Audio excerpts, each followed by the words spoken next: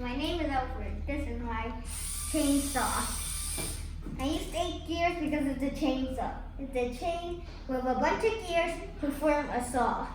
I use this button put with this EV3 and this large motor to make it be able to move. All I have to do is press this button. It doesn't work so well on real things.